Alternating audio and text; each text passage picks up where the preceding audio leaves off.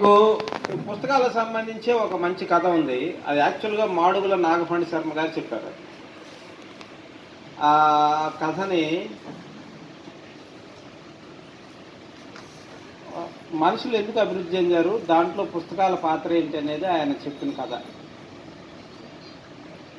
ఒకసారి శ్రీకృష్ణదేవరాయలు చక్రవర్తిగా పరిపాలించేటప్పుడు ఆయన దగ్గరికి ఒక పండితుడు వచ్చాడు, మహాపండితుడు, అనేక గ్రంథాలు చదువుకున్న పండితుడు వచ్చి, ఆయన నాకు సందేహం కలుగుతుందండి, ప్రజలందరూ అనవసరంగా ఈ గ్రంథాలు చదువుకుంటూ, ఈ తాళపత్ర గ్రంథాలు చదువుకుంటూ సమయం అంతా వృధా చేస్తున్నారు. ఈ పాఠశాలకు వెళ్ళటం, ఈ పరీక్షలు రాయటం, ఈ చదువుకోవటం అంతా వృధా అని నాకు అనిపిస్తుంది. జీవితాన్ని ఆస్వాదించకుండా పుస్తకాలు చదువుకుంటా జీవితం అంతా వృధా చేస్తున్నారు. పక్షులు చూడండి, అవి పాఠశాలకు వెళ్తాయా? పశువులు చూడండి, అవి పాఠశాలకు వెళ్తాయా? వాటి జీవితాన్ని అవి అనుభవిస్తున్నాయి, మనుషులు మాత్రం వృధా చేసుకుంటున్నారు. అందువల్ల జంతువుల్లాగా మనల్ని కూడా సైకిల్ చేసుకుంటా ఉంటే బాగుంటుందని నా అభిప్రాయం అని చెప్పాడు ఆయన. అదేంటంటే నోరుంటే మాట్లాడుకోవటానికి ఏమి అని ఆయన అడిగాడు. రాజుగారు అడిగాడు ఆ పండితుడిని. ఆ పండితుడి పేరు సీతారామయ్య అనే పండితుడిని. అప్పుడు ఆ పండితుడు అన్నాడు, మనుషులకి మాట్లాడుకోవటం వల్లే ఒక భాష వచ్చిందండి, ఆ భాషకి ఒక లిపి వచ్చింది, ఆ లిపి వల్ల ఈ పుస్తకాలన్నీ రాస్తున్నారు.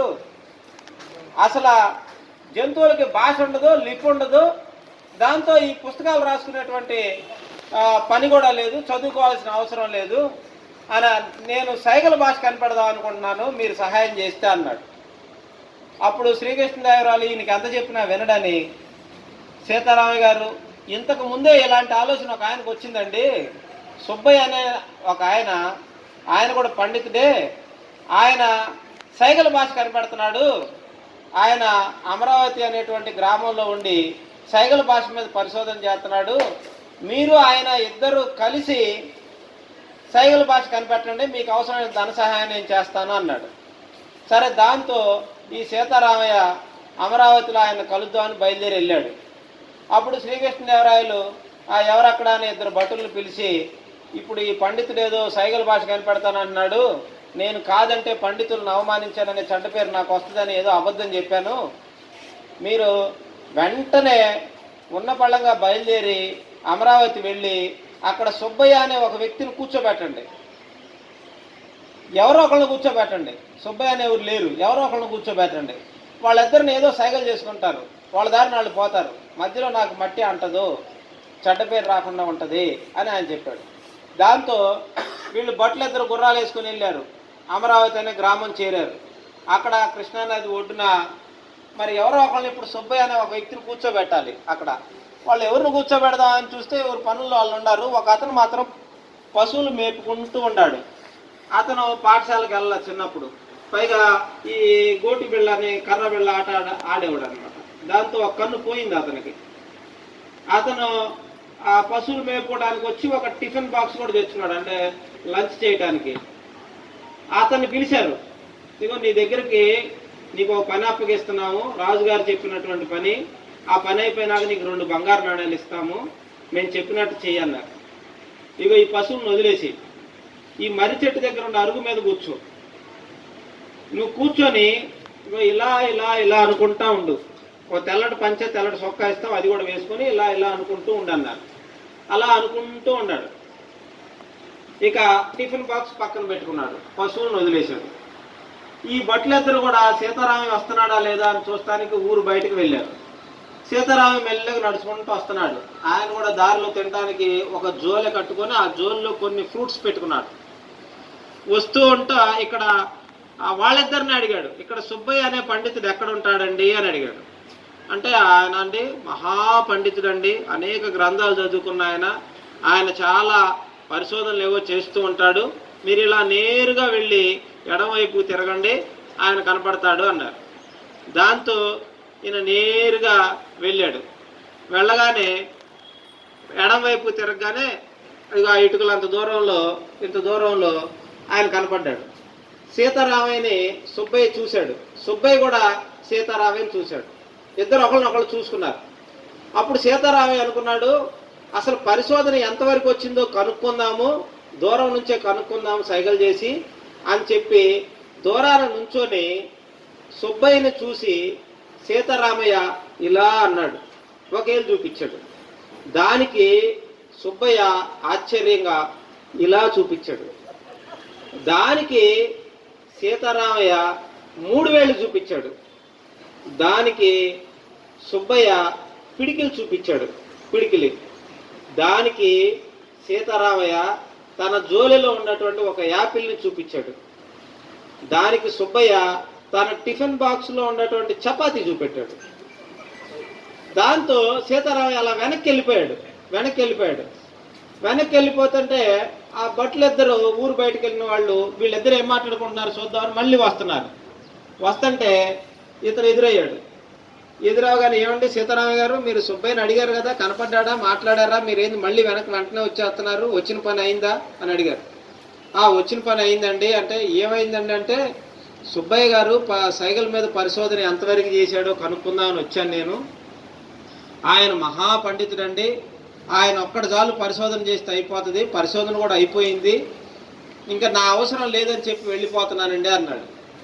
ఏమన్నారండి అని అంటే, నేను సైగల భాష పరిశోధన ఎంతవరకు వచ్చిందో కనుక్కుందామని, దేవుడు ఒక్కడే కదా అన్నాను, భగవంతుడు ఒక్కడే కదా అన్నాను, దానికి ఆయన శివకేశవులు ఇద్దరు దేవుళ్లే కదా అన్నాడు, శివుడు విష్ణువు శివకేశవులు ఇద్దరు దేవుళ్లే కదా అన్నాడు.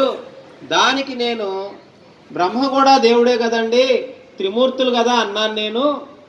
దానికి ఆయన భిన్నత్వంలో ఏకత్వం అన్నాడు. దానికి నేను భగవంతుడు చూడండి మనిషి కోసం ఎంత మంచి ఫలాన్ని ఇచ్చాడోనని ఒక యాపిల్ని చూపెట్టాను.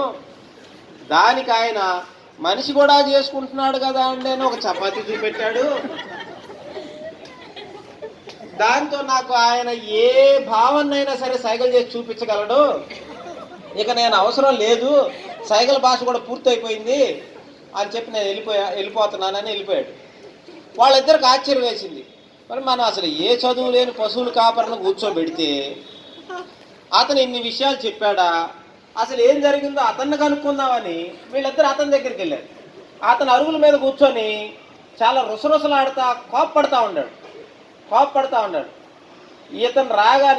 వీళ్ళిద్దరు రాగానే అసలు మీ ఇద్దరు ఎట్రండి, మీరు ఏవి అనొద్దన్నారు కాబట్టి ఊరుకున్నాను, కానీ లేకపోతే ఆ ముసలోడిని నేను కొట్టేవాడిని అన్నాడు. ఏం జరిగింది అని అంటే, అతను వస్తానే నీకు ఒక్కన్ను కదా అన్నాడు. దానికి నేను కోపం ఆపుకొని 1 2 లాగా పనిచేసిద్దని చెప్పాను. అప్పటికీ అతనికి వెటకారం తగ్గలేదు. నీ 1 నా 2 మొత్తం 3 కదా అన్నాడు. ఇక నేను కోపం ఆపుకోలేక రే నిన్ను కొడతాన్రా అని చూపించాను. దానికి ఆయన భిన్నత్వం లేకత్వం అనుకున్నాడు. అప్పుడు నేను కొడతాను అనేసరికి భయపడిపోయి నన్ను మంచి చేసుకుందామని ఒక యాపిల్ ఇవ్వబోయాడు. నేను నా దగ్గర చపాతీ ఉంది పోరా అన్నాను, వెళ్ళిపోయాడు. అంటే మనుషులకి పుస్తకాలు ఉండటం వల్ల జ్ఞాన ప్రసారం జరుగుతుంది. ఎప్పుడో 2000 సంవత్సరాల క్రితం 3000 సంవత్సరాల క్రితం రాసినవి కూడా ఇప్పటికీ మనం చదువుకోవటానికి ఉండే. అరిస్టాటిల్ ఎప్పుడోడు, సోక్రటీస్ ఎప్పుడోడు చెప్పండి, వాళ్ళు రాసిన పుస్తకాలు ఇప్పటికీ కొన్ని 100,000 తరాలైనా మనం చదువుకుంటూనే ఉండాలి. జ్ఞాన ప్రసారం జరుగుతుంది. జంతువులకు కూడా జ్ఞానం ఉంటుంది, కానీ అవి చచ్చిపోతే జ్ఞానం చచ్చిపోద్ది. వాటి నుంచి జ్ఞాన ప్రసారం ఇంకో దాని ఆ చుట్టుపక్కల వాటికి మాత్రమే జరుగుతుంది. ఒక జంతువుకి ఉన్న జ్ఞానం తరతరాలు ప్రసరించదు. అందుకే మనం బల్బు తయారు చేయాలనుకోండి, ఫ్యాన్ తయారు చేయాలనుకో, మళ్ళీ ఇప్పుడు మనం రూల్స్ థామస్ ఆల్వా ఎడిసన్ లాగా ప్రయోగాలు చేయాల్సిన అవసరంలా బల్బు ఎలా తయారు చేయాలో రాసి పెట్టేశారు ఇంజనీరింగ్ పుస్తకాల్లో. ఒక ఇల్లుకి ఎట్టగట్టాలి అనేది ఇంజనీరింగ్ పుస్తకాల్లో రాసి పెట్టారు. మనం మళ్ళీ పరిశోధన చేయాల్సిన పని లేదు. మన దగ్గర ఉన్న జ్ఞానం మొత్తం మనది కాదు, తరతరాల నాడు కనుక్కున్నది. కానీ జంతువు జ్ఞానం దానితో మొదలవుద్ది, దానితో అంతం అవుతుంది. అందుకే 10 లక్షల సంవత్సరాల నాడు జంతువులు మనుషులు ఒకలానే ఉండేవాళ్ళు. జంతువులు మనుషులు ఒకేలా ఉండేవాళ్ళు. ఇద్దరు చెట్లలో, అడవుల్లో, గుహల్లో తిరుగుతూ ఉండేవాళ్ళు. కానీ జంతువులు మాత్రం ఇంకా అలాగే ఉన్నాయి. మనుషులు మాత్రం బిల్డింగులు పెద్ద పెద్ద అపార్ట్మెంట్లు, పెద్ద పెద్ద విల్లాల్లో పెద్ద పెద్ద రోడ్లు వేసుకొని బ్రహ్మాండంగా జీవిస్తూ ఉన్నారు. మనుషులకి ఈ ఉన్నత స్థితి రావడానికి కారణం పుస్తకాలు. పుస్తకాల వల్లే మనుషులు ఎంత ఉన్నత స్థాయికి చేరారు. అలాంటి పుస్తకాలు చదవటానికి కూడా చాలామంది కష్టమైపోతుంది. పుస్తకాలు మనల్ని ఈ స్థితికి తీసుకొస్తే ఈరోజు మానవుల యొక్క జ్ఞానానికి కారణమైనటువంటి పుస్తకాలను చదవటం కూడా మనకి కష్టమైపోతుందని అంటే పుస్తకాలను బహిష్కరించినటువంటి సమాజం బాగుపడదు. ఇప్పుడు మన తూర్పుగోదావరి జిల్లాలో 60 లక్షల జనాభా ఉంటే బట్టల షాపులు 5,000 ఉంటాయి, చెన్నై కానీ పెద్దవి కానీ.